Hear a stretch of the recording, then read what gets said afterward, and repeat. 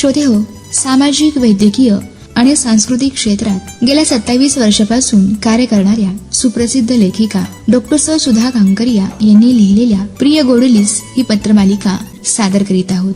पत्र क्रमांक 71. वाचन मैत्रिणी. प्रिय गोडुलू, अनेक उत्तम आशीर्वाद. तुझे पत्र मिळाले.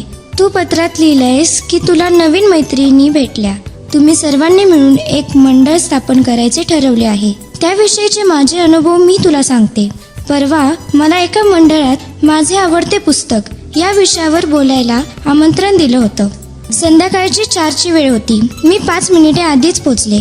60 महिलांचं ते मंडळ होतं. एका हॉलमध्ये स्वच्छ सतरंजीवर सगळ्या जणी रांगेत बसल्या होत्या. त्यांनी माझे स्वागत केले, पाणी दिले व थेट व्यासपीठावर घेऊन गेल्या. स्वागत, परिचय आणि लगेच माझे मनोगत झाले. सगळ्या जणी मन लावून ऐकत होत्या. त्यातील काही जणींच्या हातात वही पेन दिसत होते. काही मुद्दे त्या वहीवर टिपून घेत होत्या. मला दिलेला 45 मिनिटांचा वेळ कसा गेला कळलाच नाही. त्यानंतर प्रश्न उत्तरासाठी 15 मिनिटे होती. धीटपणे, शांतपणे प्रश्न विचारली गेली. निवडलेले नटसम्राट पुस्तकावरील माझे विचार त्यांना आवडले. लेखिकाविषयीही चर्चा झाली. चहापान झालं आणि मी घरी आले. मलाही समाधान वाटले.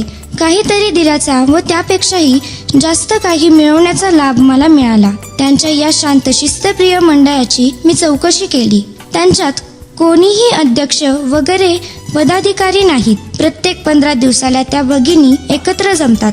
त्यावेळेस आळीपाळीने प्रत्येकीकडून चहापानाची व्यवस्था केली जाते. मंडळात फी वगैरे काही नाही. महिन्यातून एकदाच बाहेरचा पाहुणा असतो व इतर वेळेस याच आपापले विचार मांडत असतात. विचार केवळ पुस्तकाविषयीचेच असतात. वेगवेगळ्या पुस्तकांचे त्या वाचन करतात.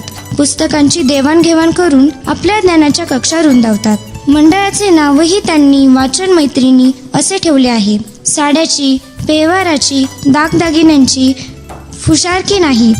सासू सुनांची भांडणे, मुलांच्या तक्रारीचा सूर नाही. भेटायचं तेही विचारधन मिळवण्यासाठी, विचारांची देवाणघेवाण करण्यासाठी, वाचन समृद्ध करण्यासाठी आणि तेही अगोदर वेळेवर शार्प 4 वाजता. खरंच मला खूप आवडलं हे वाचन मैत्रिणी मंडळ. मी ही सभासद होण्याच्या विचारात आहे. दुसऱ्या मंडळाची माहिती पुढच्या पत्रात सांगते. तुझीच सौ आई.